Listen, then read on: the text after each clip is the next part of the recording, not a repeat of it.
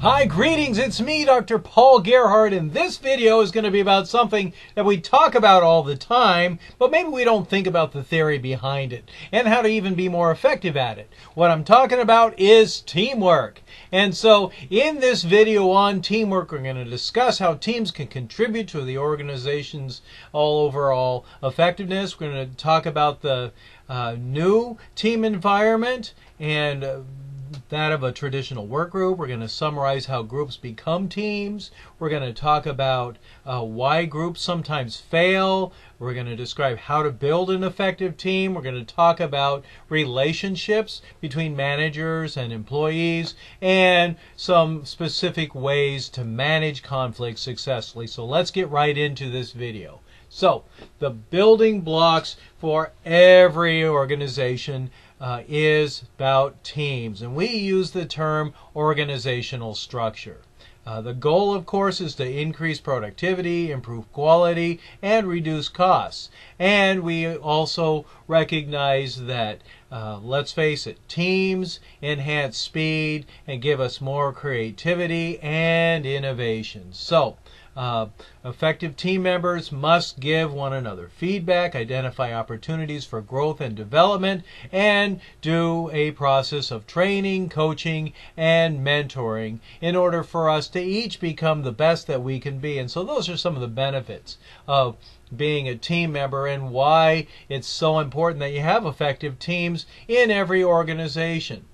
So let's talk about some of the terms. We often use the word team and group interchangeably, but let's face it, there are some differences. So we could define group as a collection of people who interact to undertake a task but do not necessarily perform as a unit or achieve significant performance results.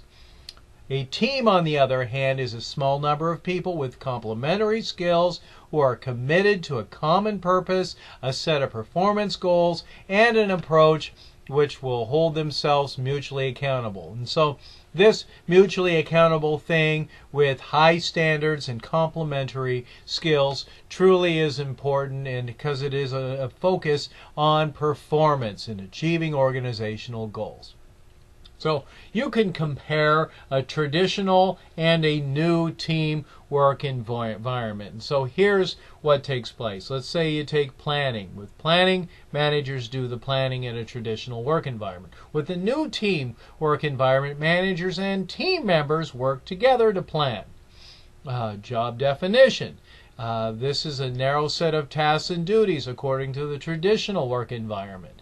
The new work environment is a broad set of skills and knowledge. Information. This is mostly management property. But in the new team environment, this tends to be freely shared with all levels.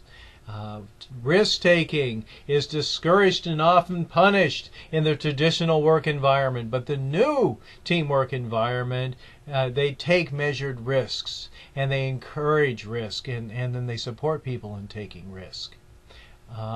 And how about rewards? It's based on individual performance in the traditional work environment, but in the new team environment, it's based on individual and team performance, and then the work processes itself, the manager determines the best methods. But in the new work team environment, everyone continuously improves the work process. Which would you like to work in? Which do you lead? Is your organization stuck in the past and therefore maybe you're allowing your competition to have a greater market share? Or are you one of these new team managers that helps keep things become more progressive and really enriches the souls of your employees?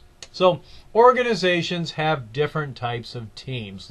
And so some of the definitions that we use in the world of management include work teams, project and development teams, and then parallel teams. So as I always do, I'll give you some definitions. A work team are teams that make or do things like manufacture, assemble, sell, or provide a service.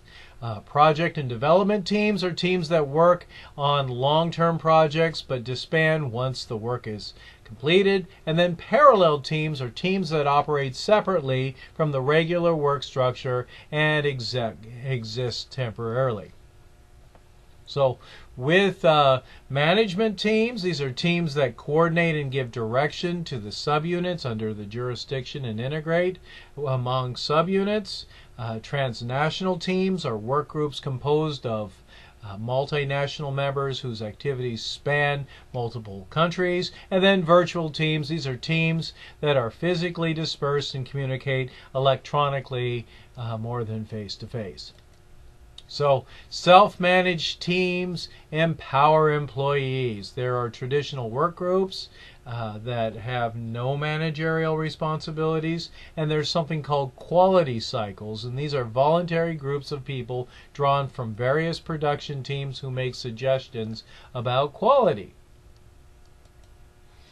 Semi-autonomous work groups are groups that make decisions about managing and carrying out major production activities, but get outside support for quality control and maintenance. And then there's something called autonomous work groups, and these are groups that control decisions about an execution of a complete range of various tasks. Self-designed teams are teams with the responsibility of autonomous work groups plus control over hiring, firing, and deciding what tasks members should perform. You've probably already heard about the 4 stages of team development, and it really is important to recognize which stage that you are in so that you can better manage the situation. So I'm going to give you the basic definitions that you've probably already heard of. The first level or stage is forming, and this is where group members lay the ground rules for what types of behavior are acceptable. Storming, there often is hostilities and conflict arising and people jockeying for power positions and status. Norming is where group members agree on their shared goals and norms and closer relationships develop. And then performing, the group channels its energies into performing its tasks. So it really is important to recognize that whenever you have a new project, you got to go through this process, or when you have a new member come into your team, different variations of these stages come about, and there's no set time for each of these stages to occur. Some of these stages might come into effect quicker than others, but recognizing which stage you're in can help facilitate more fluency in production. Let's talk now about the path to team leadership. This is a developmental sequence of various activities that emerge as the leadership of the group moves through traditional supervision, through a more participative approach to true team leadership. At a traditional supervisory level, the team leader handles most, if not all, of a leader's duties, including assigning tasks, making and explaining decisions, training team members, managing members one-on-one, that kind of stuff. As the group evolves to a more participated leadership approach, a leader of the team seeks input from group members for decisions, provides assignments and experiences to develop team members' skills and activities. They coordinate group efforts and that kind of stuff. And of course, at a team leadership level, the team leader's job focus on building trust and inspiring teamwork, facilitating and supporting team decisions, broadening team capabilities throughout projects and assignments, and creating team identification and those types of things. So it really is important to recognize a supervisory level, a participative leadership, and then team leadership as a whole. So with supervisory leaders, they're directing, they're explaining decisions, they're training individuals, managing one-on-one, recognizing conflict and containing it, and then reacting to change. With participative leadership, it's about involving people, getting input for decisions, developing individuals, coordinating group efforts, resolving conflict, and then implementing the change. And then with team leadership, it's all about building trust, inspiring teamwork, facilitating and supporting team decisions, expanding team capabilities, creating a team identity, leveraging team differences, and anticipating and influencing change. So think about that. With building effective teams, team effectiveness really is defined by 3 criteria. 1, productive output, and that's where the team meets or exceeds standards of quantity and quality. 2, team members realize satisfaction of their personal needs. And 3, team members remain committed to working together. Again,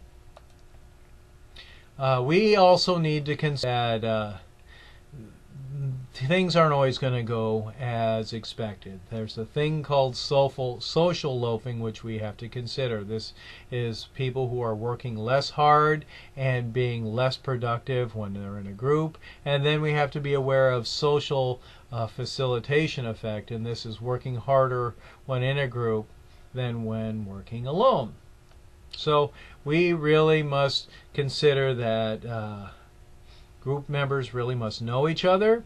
They can observe and communicate with one another well. They have clear performance goals. The task is meaningful to the people working on it, and group members believe that their efforts matter and that others will not take advantage of them. So trust is really important in creating effective teams. There's something called norms and roles that we have to consider. So norms are shared beliefs about how people think and behave, and then roles are different sets of expectations for how different individuals should behave. Team members must fill important roles. There are task specialists, and these are people who have more advanced job-related skills and abilities than other group members.